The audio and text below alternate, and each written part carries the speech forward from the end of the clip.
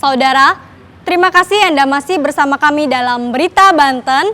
Bagi Anda yang baru saja bergabung, kami hadirkan kembali 3 berita utama hari ini.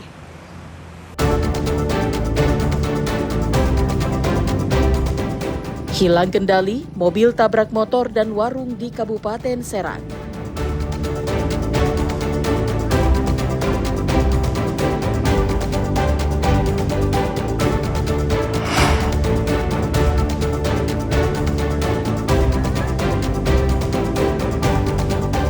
Miris, warga Lebak tinggal di gubuk reot dan makan nasi pemberian tetangga.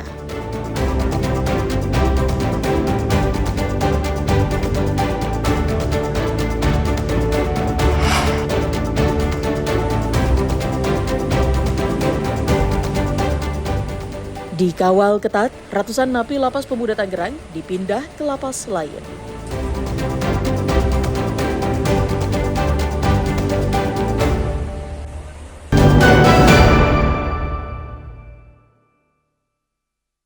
Ratusan warga 2 desa, yakni Desa Citeras dan Sindang Mulia Kabupaten Lebak, memblokade Jalan Cijalur Bahbul yang sering dilintasi truk-truk besar, terutama pengangkut pasir dan tanah.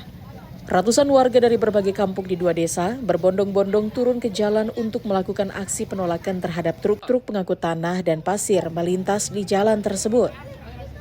Aksi blokir jalan ini merupakan buntut dari uji coba pengalihan jalan truk pengangkut tanah dan pasir. Pasalnya, selain jalan sempit, jalan tersebut bukan diperuntukkan bagi kendaraan bertona sebesar. Selain itu, alur ini banyak dilintasi warga yang berlalu lalang, terutama pada saat akan pergi bekerja pada malam hari. Penolakan akan terus dilakukan hingga pihak terkait batalkan rencana menggunakan jalur tersebut untuk akses truk pengangkut pasir.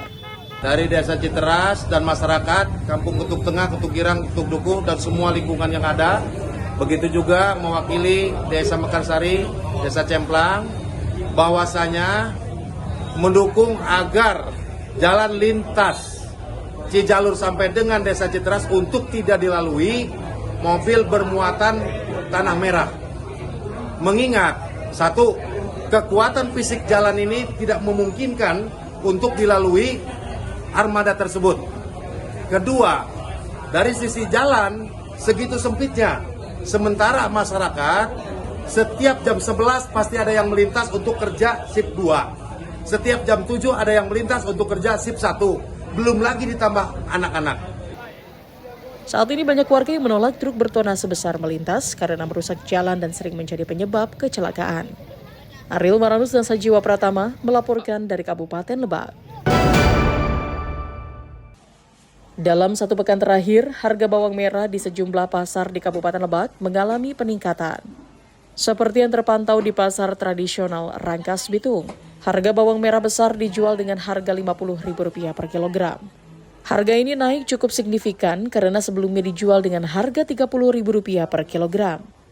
Tidak hanya bawang merah, kenaikan harga juga terjadi pada komoditas bawang bombay yang naik dari Rp35.000 per kilogram menjadi Rp50.000 per kilogram. Selain itu, kenaikan juga terjadi pada komoditas cabai oranye yang naik dari harga Rp40.000 menjadi Rp60.000. Cabai rawit hijau naik Rp40.000 menjadi Rp50.000 per kilogram. Menurut salah satu pedagang, kenaikan sudah terjadi dalam 1 pekan terakhir dan terjadi akibat kurangnya pasokan dari distributor. Bawang merah. Bawang merah berapa sekarang? Sekarang 50.000. Awalnya berapa sih? 30, 40 sih sekarang 50. Oh 50. Udah 50. berapa hari teh? Udah seminggu kali mas. Seminggu. Yang lain apa lagi yang naik? Pedas sama seledri. Dari sayuran itu seledri. Kalau Seledri nyampe 80.000 mas. seledri. Iya. Kalau pedas? Pedas 200.000. Pedagang mengaku akibat adanya kenaikan harga, konsumen mengurangi jumlah pembelian yang menyebabkan keuntungan pedagang menurun. Ariel Maranus dan Sajiwa Pratama melaporkan dari Kabupaten Lebak. Seperti inilah kondisi Muhammad Zaini, bocah berusia 9 tahun warga kota Cilegon yang memiliki keterbatasan fisik. Bocah ini terpaksa harus mengubur mimpinya untuk bisa mengenyam pendidikan lantaran banyak sekolah yang menolak anak tersebut saat didaftarkan karena kondisi fisiknya yang berbeda dengan anak-anak lain. Menurut ayahnya yang sama-sama memiliki keterbatasan fisik, ia pernah mendaftarkan anaknya ke beberapa sekolah 2 tahun lalu. Namun karena kondisinya yang istimewa, banyak sekolah yang enggan menerima anaknya belajar di lembaga pendidikan tersebut. Selain itu, keluarga yang masuk dalam kategori miskin ini bahkan tinggal di rumah milik orang lain karena iba dengan kondisi keduanya yang memprihatinkan. Sebelumnya, Asep dan anaknya sempat diusir dari rumah kontrakan yang mereka tempati lantaran tak mampu membayar uang sewa.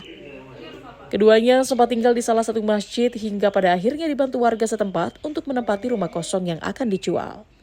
Untuk memenuhi kebutuhan sehari-hari, anak dan ayah ini hanya mengandalkan bantuan dari para tetangga dan jamaah masjid. Nah, udah masuk masjidnya nih, tahun baru ini. Ya, jadi 2 tahun ini nggak sekolah, karena nggak sekolah yang lain lah.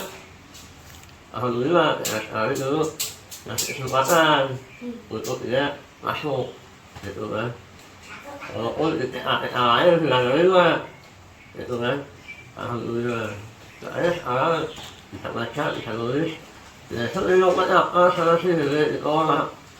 Kepala Dinas Pendidikan Kebudayaan Kota Cilegon akan mengupayakan sang anak bisa bersekolah sesuai keinginan. Di tahun ajaran 2025-2026 ini untuk orang tua yang memiliki anak-anak disabilitas atau kebutuhan khusus, silahkan mendaftarkan ke sekolah manapun melalui jalur afirmasi, dan semua sekolah ini pada tahun ajaran 2025-2026 itu wajib menerima anak-anak berkebutuhan khusus. Satu kelas maksimal atau minimal ya dua orang anak disabilitas. Dinas Pendidikan Kota Cilegon juga akan mengupayakan agar sang anak bisa masuk dan bersekolah di sekolah yang diinginkan. Ariel Maranus dan Haji Ramadan melaporkan dari Kota Cilegon.